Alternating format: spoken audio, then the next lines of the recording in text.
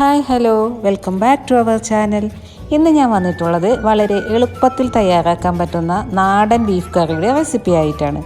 നല്ല തിക്ക് ഗ്രേവിയോട് കൂടിയ ഒരു ബീഫ് കറിയാണ്. അതുപോലെ തന്നെ തേങ്ങാക്കൊത്തൊക്കെ ഇട്ട് നല്ല സൂപ്പർ ടേസ്റ്റി ആയിട്ടുള്ള കറിയാണ് കേട്ടോ. അപ്പോൾ വീഡിയോ എല്ലാവരും കാണണേ. ഇഷ്ടപ്പെട്ടാൽ ലൈക്ക് ചെയ്യാനും സബ്സ്ക്രൈബ് ചെയ്യാനും മറക്കല്ലേ.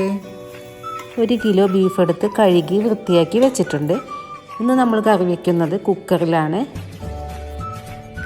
ചൂടായ കുക്കറിലേക്ക് 4 ടേബിൾ സ്പൂൺ വെളിച്ചെണ്ണ ഒഴിച്ചു കൊടുക്കുക. വെളിച്ചെണ്ണ ചൂടാകുമ്പോൾ അതിലേക്ക് 4 മീഡിയം സവാള സ്ലൈസായി കട്ട് ചെയ്ത് ചേർത്ത് നന്നായി നല്ല ബ്രൗൺ കളറാകുന്നത് വരെ വഴറ്റിയെടുക്കണം. ഈ സവാള വഴറ്റുന്നതിലാണ് കേട്ടോ കറിയുടെ പകുതി ടേസ്റ്റ് ഇരിക്കുന്നത്. അപ്പോൾ ഒട്ടും കുറയ്ക്കേണ്ട, നല്ല പോലെ വഴറ്റിയെടുക്കുക.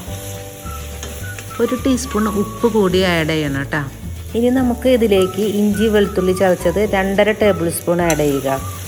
വേപ്പില നന്നായി ഇട്ടോട്ടാ, മല്ലിയില ഈ ടൈമിൽ ഇടാതിരിക്കുകയാണ് നല്ലത്. ഇഞ്ചി വെളുത്തുള്ളി നല്ലതുപോലെ വഴന്നതിന് ശേഷം നമുക്ക് ബീഫിലേക്ക് ആവശ്യമായിട്ടുള്ള പൊടികൾ ഇട്ട് കൊടുക്കാം.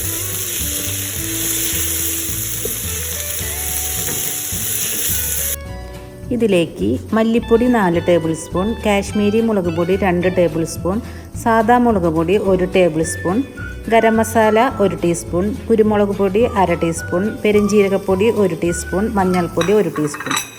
ഇത്രയും പൊടികളാണ് വേണ്ടത്. നമുക്ക് വേണമെങ്കിൽ ഈ പൊടികളൊന്ന് ചൂടാക്കിയിട്ട് ചേർക്കാം, അതല്ലെങ്കിൽ ഡയറക്റ്റ് മസാലയിലേക്ക് ചേർക്കാവുന്നതാണ്. ഞാനിവിടെ അതുപോലെയാണ് ചേർത്തിരിക്കുന്നത്.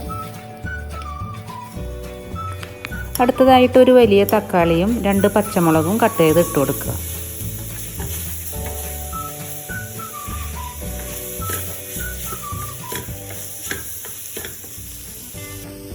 ഇനി നമുക്ക് ഉപ്പിട്ട് കൊടുക്കാം. തക്കാളി നല്ലവണ്ണം വഴന്നു വന്നതിന് ശേഷം നമുക്ക് കഴുകി വൃത്തിയാക്കി വെച്ചിട്ടുള്ള ബീഫ് ചേർത്ത് കൊടുക്കാവുന്നതാണ്.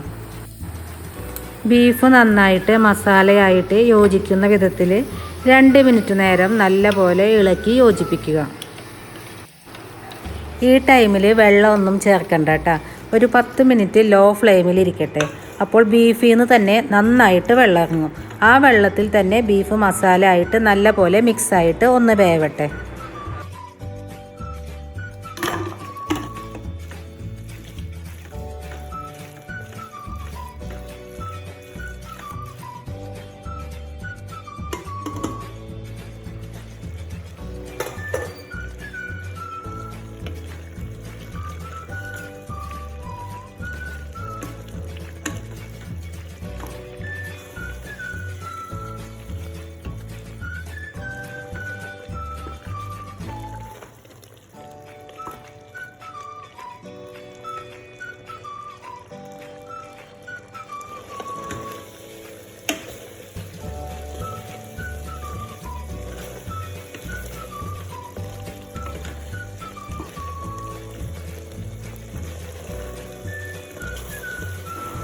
ഇപ്പോൾ ബീഫിലെ വെള്ളം വറ്റിയിട്ടുണ്ട് കേട്ടോ. ഇനി നമുക്ക് ഇതിലേക്ക് 2 ഗ്ലാസ് ചൂടുവെള്ളം ആഡ് ചെയ്ത് കൊടുക്കാം.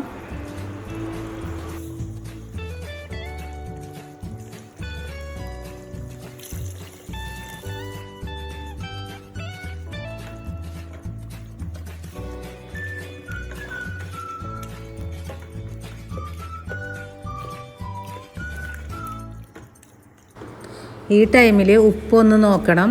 വേണമെങ്കിൽ നമുക്ക് കുറച്ചും കൂടി ആഡ് ചെയ്യാവുന്നതാണ്.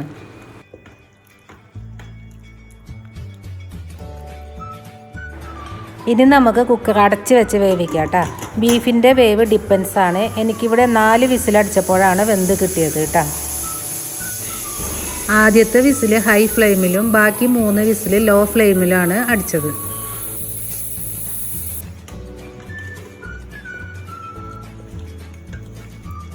അപ്പോൾ നമ്മൾ ബീഫ് കറി റെഡി ആയിട്ടുണ്ട്. ഇനി നമുക്കിതൊന്ന് തേങ്ങാക്കൊത്തൊക്കെ ഇട്ടൊന്ന് താളിച്ചു കൊടുക്കാവുന്നതാണ്.